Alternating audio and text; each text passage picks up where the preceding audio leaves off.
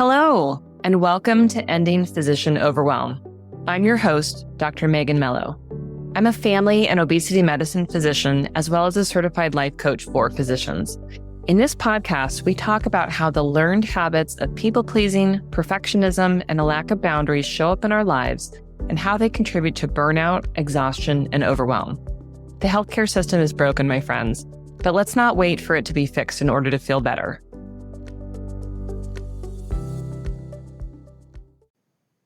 Well, hello, and welcome to another episode of Ending Physician Overwhelm. I'm your host, Dr. Megan Mello. Today, we're going to be talking about something I feel a little fired up about, which is, who do you want to see? I'm going to start with a story. So I just returned yesterday from Scottsdale, where I spoke at the ACOOG and ACOI's annual Women's Health Conference.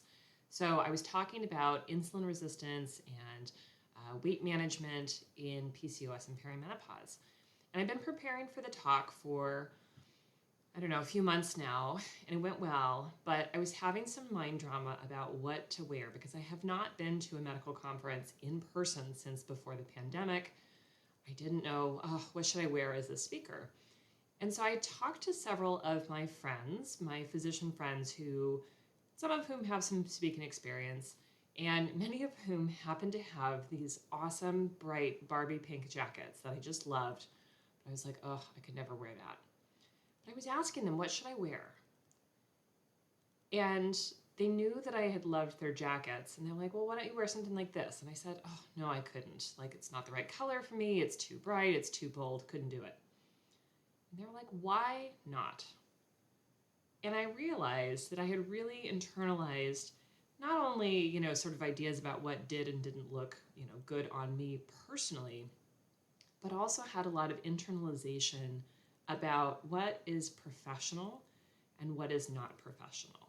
And I think in particular, my typical sort of struggles with imposter syndrome and who do you think you are was butting heads with, if you're going to go and speak to a group of physicians and try to be an authority when you don't feel like one, you ought to look and dress like everyone else. You ought to wear something kind of boring, not too bright, right? Don't take up space. This was really living in my brain. And a part of me knows I want to let that go. So ultimately, I bought myself one of these very bright Barbie pink jackets. I totally wore it. I felt good in it. And I just have come to the realization, as silly as it sounds, that this is how I want to show up. And one of my friends in particular left me with a comment when I sent her a picture. She said, that looks like someone I want to hear speak. And I can't tell you the impact of that. And so that's really what we're going to dive into today, thinking about who do we want to hear and see out in the world. So we're going to focus on 3 different areas today. And I hope as you listen, it sort of bumbles around in your brain. What have I been telling myself about how I should or shouldn't be, who I do or don't want to listen to, so that you can start to bust through some of these barriers as well.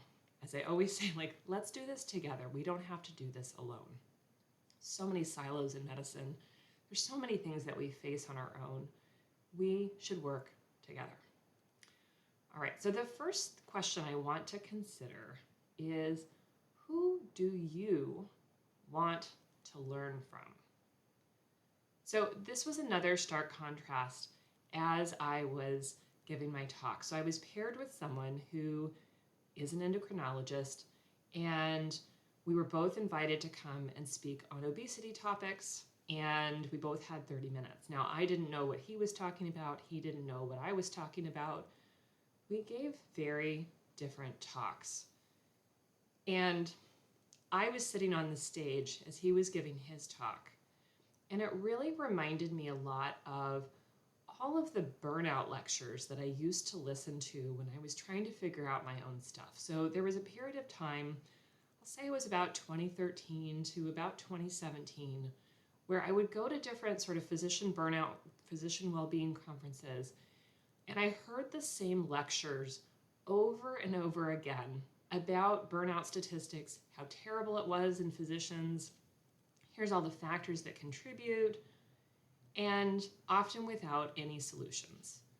There was no practical information there about what do we do about this? What do we think about this? How does this show up in our bodies? How does this show up in our day-to-day? I was waiting for that always. I was waiting to see, okay, yeah, tell me all the terrible things if you want to, but what am I actually going to do about it?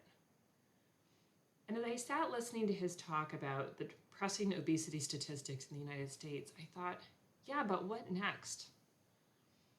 I was delighted to go up after him, to be quite honest, and to be able to give my audience very practical, very person-centric tools that they could start using with their patients on Monday morning. This isn't shade to him, but I realized really, really clearly that what I want as an audience member is to hear people. We wouldn't even have to go along gender lines, although I do see a stark contrast in what is out there. But let's keep gender out of it for just the time being.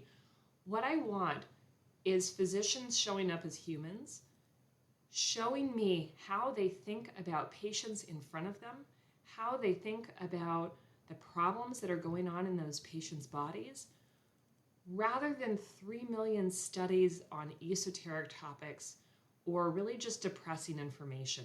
I want to help people, and I want to listen to other people who help people. I've recently been taking Dr. Rachel Rubin's Menopause and Sexual Health course. It's phenomenal. And one of the things that I really appreciate about her is that she comes at this from, this is how I take care of patients in front of me. This is how I examine them. This is how I think about, kind of the safety and the things that they personally need. It's not algorithms.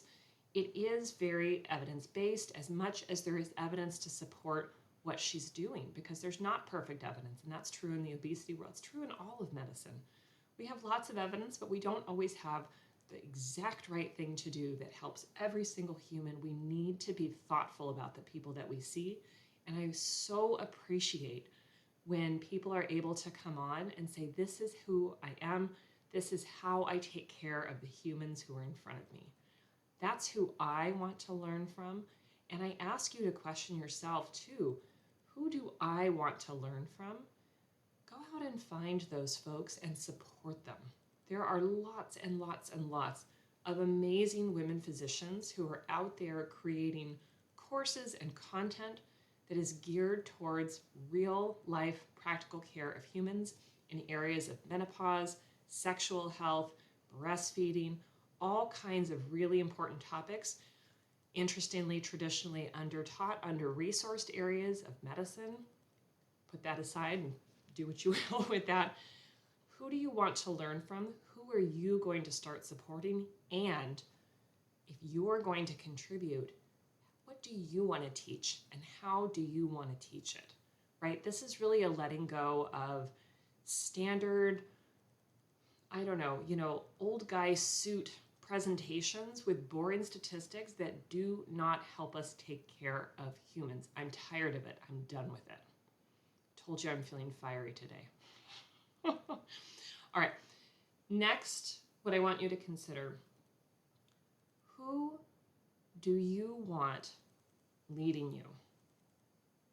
Who do you want leading you?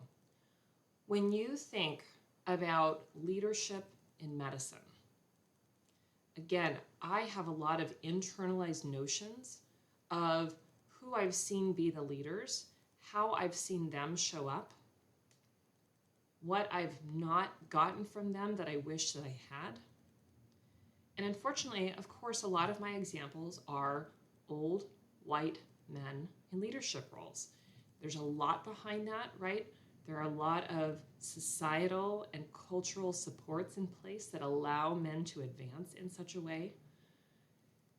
as well as a lot of things that make it much more complicated for a lot of reasons for women to advance.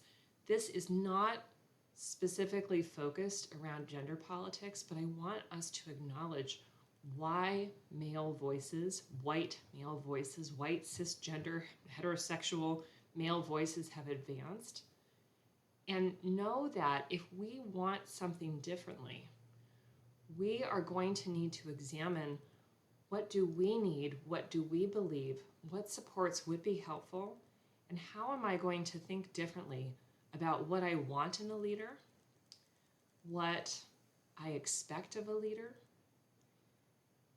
what I expect of men and women in positions of hierarchy in general, right? Do I have some internalized bias, as we all typically do, about how I expect men and women to interact with me differently? Who am I going to support? And if I want to advance in leadership, right, if that's important to me, how am I going to show up differently? I'm sure many of you, like me, have seen women be put into leadership roles in a variety of circumstances. And what happens? We often look at these female leaders and we have a lot of expectations of them, but they're kind of all over the map. We often expect them to be more compassionate than their male counterparts, but we also expect them to be effective leaders in ways that don't always resonate back and forth. And I know that this is something that's part of my experience as well. There's also something called the glass cliff, which is a new concept to me, where women are often put into positions where they don't have enough resources to meet the goals and objectives that they're given. And often women are brought in when organizations are in times of trouble, thought to be perhaps better troubleshooters, right? Able to navigate people issues better, but not given the resources or sometimes even clear objectives of how to meet, the goals of the role, right? And so glass cliff, right? They're sort of put in this position. They're expected to do well, but not really given clear objectives or resources to be able to accomplish that.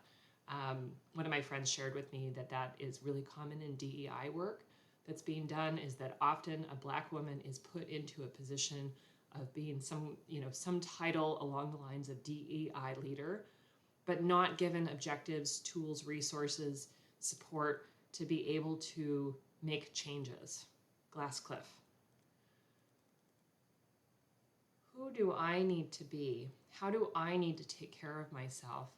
How do I need to talk to leaders, right, who I want to be a different version of leadership than what I've seen before? It's a really important question for us to ask ourselves, and I think that we need to have more dialogue about this. I'm not okay with just continuing things as status quo, and I don't think that you are either. But it takes really figuring out for ourselves, what do I think is really important? What will I support in my leaders? What will I ask for from them? How do we talk to each other? How do we make sure that there is win-win happening, right? That I feel supported in the work that I do so that I can continue to provide high-quality work that supports the organization's practices. There is not enough dialogue along these lines. As you have heard me talk many, many times, right, we have very broken healthcare systems that are contributing to this. This is why so many women in particular, I think, are leaving employed practice and setting out on their own. But even if you are doing that, even if you are setting up your own practices or direct primary care, direct specialty care, you need to see that you are a leader. And I invite you to think, how do I lead in this space that is different from what I've seen before, right? If you are having your own practice, you are a leader, even if you have a very small team. How do I want to show up?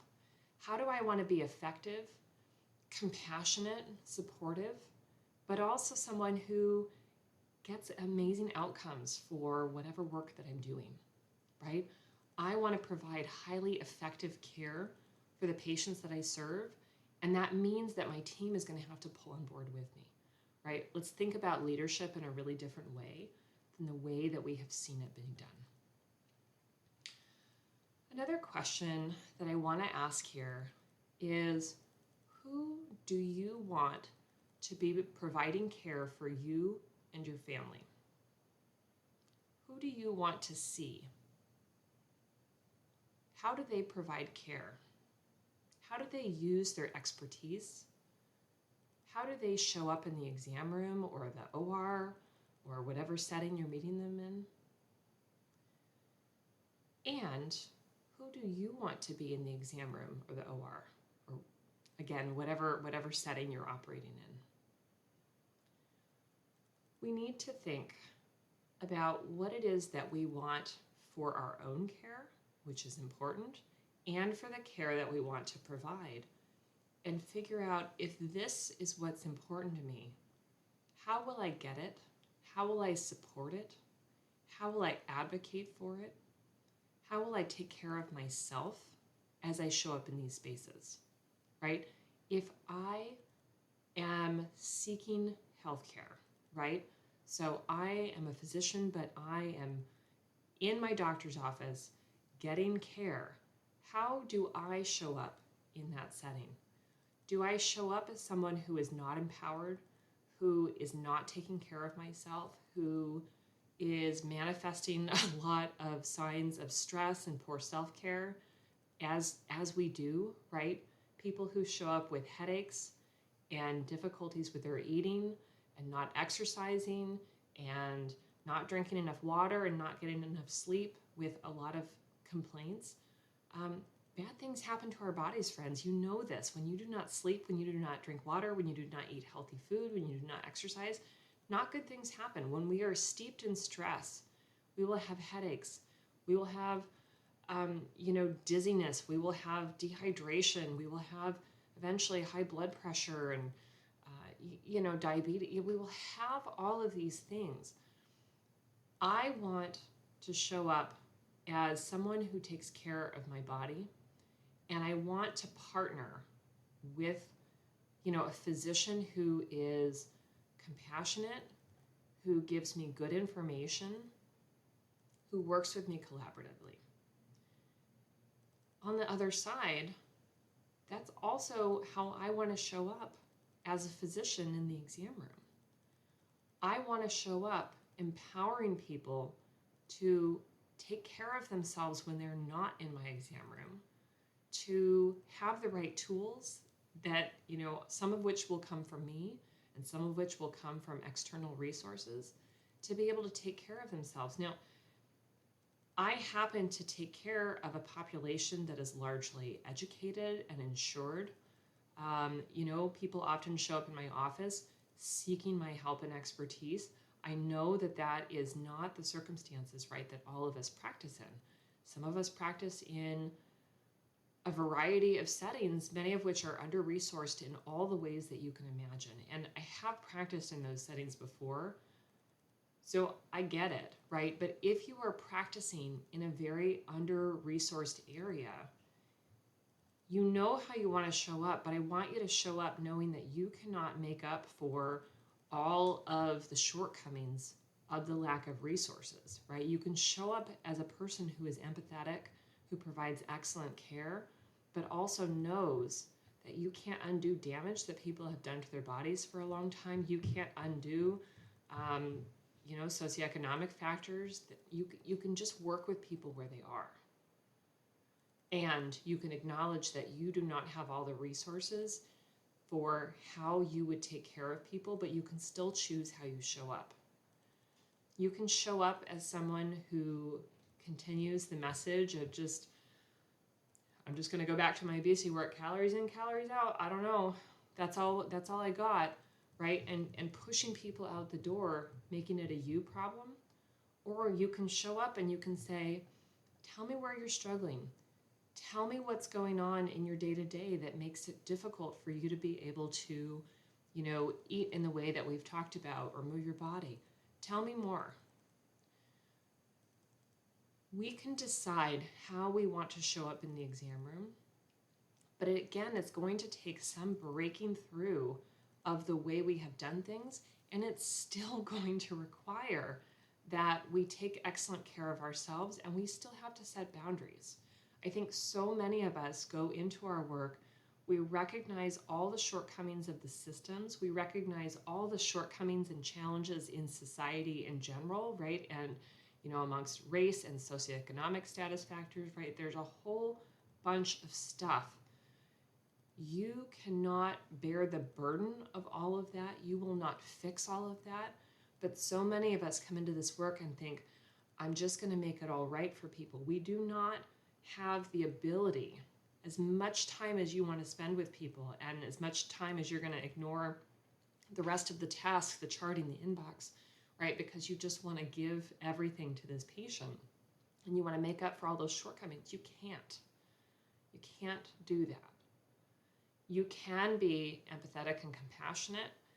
You can acknowledge the limitations. You can help people start really small. You can give them tools and resources. And, if you have the ability, set up systems that really help them to meet the challenges of, the logistics of taking their pills or finding healthy food that they can afford, right? There are resources for that. You cannot do that all. But you have to see that you are a leader in that space as well, and that it takes help from other people and it takes buy-in from our patients. It takes a lot. I don't think that's an unsurmountable task, but we have to think about our role differently in order to show up that way. Because again, if I'm stuck in either it's futile and I'm just gonna shrug my shoulders and say, I don't know, leave the room. Or we can say, gosh, I have to make up for all the shortcomings in all the places, right? And this person's bad experience over here. Or I can acknowledge the limitations of their insurance, the limitations of, being a working parent or whatever challenges they have in front of them, and still help them start small, but also still set some healthy boundaries for myself. I promise you can do this, but it takes being very clear. How will I show up? How will I think about my role here? My role here is an expert advisor and consultant. My role here is to help give people opportunities wherever they are to live a healthier life. I cannot fix all those other things. I can still be an excellent participant here, and people can choose whether or not they want to see me, whether they want to engage, how much they're able to. They can choose all of those things. They can also choose to find somebody else nearly all of the time. I'm clear on how I want to show up, and I'll tell you, it feels so much better than when I was trying to make up for all the shortcomings of the system. How to think about who do you want to be, who do you want to see for your healthcare, who do you want to learn from, who do you want to lead and be led by. We need to think about all of it differently. There's so much internalized generation stuff, patriarchy stuff, gender stuff, ideas of what it means to be a professional, ideas of what it means to, be the authority in the room. I'm tired of the conventional models that live in my head.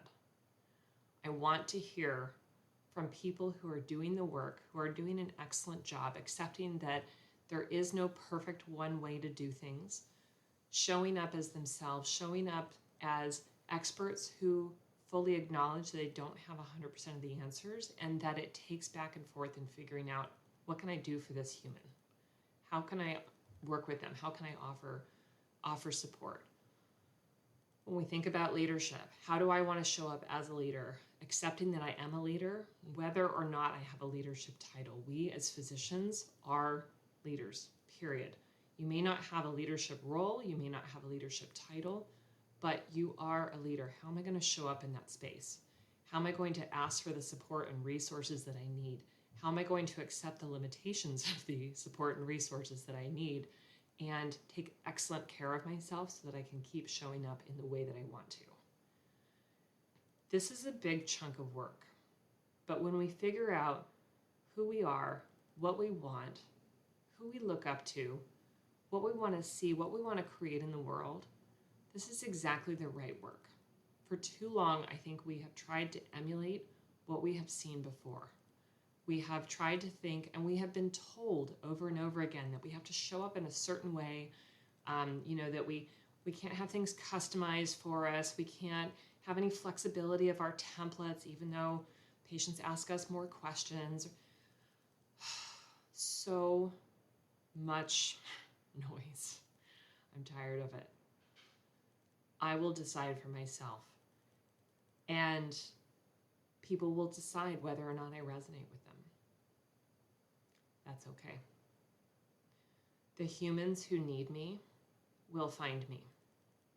And I will help them by continuing to speak up and show up in the ways that I do.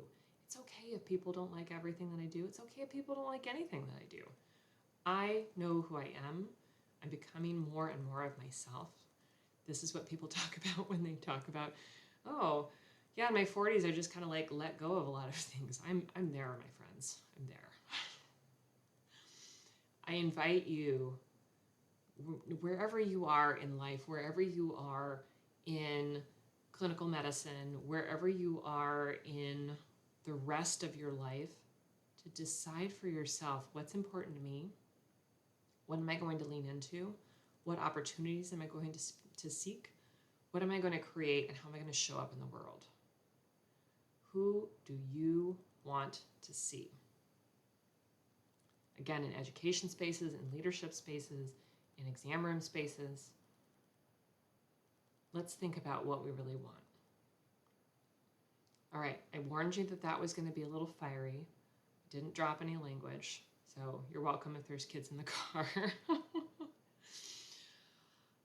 I want you to take this lesson to heart. I want you to really think about it. And I'm just going to put it out there again because I'm so passionate about this work that I do. If you are a woman physician, so MD, DO, or MBBS, or international equivalent, and you want to show up differently, I want you to come and sign up for Unbound, Women Physicians Reclaiming Their Lives. This is my new group program, which starts December 1st, 2024. We will meet weekly. We will explore and challenge ourselves on how am I thinking about my role? How am I thinking about who I am? How am I currently operating in our broken healthcare system? And what do I want to do differently? We're going to explore a lot of different topics, some of which will be focused around our work as physicians. Some of it's going to be focused around the rest of our lives, right? And how we exist in spaces when we're not, quote unquote, at work, even though so many of us are working in our minds in the background. I really want to help others find some of what I've found, which is more peace, more balance, more acceptance and acknowledgement of what I can and can't do for other people, more boundaries, more time and space for yourself. I want you to show up on your own list and to see yourself as an important priority in your life because you are. And if you're not currently taking good care of yourself, you're missing out on the opportunity to feel fully human. And I want you to feel fully human. My friends, I'm ending there. Thank you so much. If you have questions about the Unbound program, you can head to my website, which is www.healthierforgood.com. You'll see links in the show notes as well. You can click on the button up at the top left-hand corner, which says Unbound Group Coaching. You'll find all the details there. I'd love to work with you. Join me in this work. All right, until next week, take care.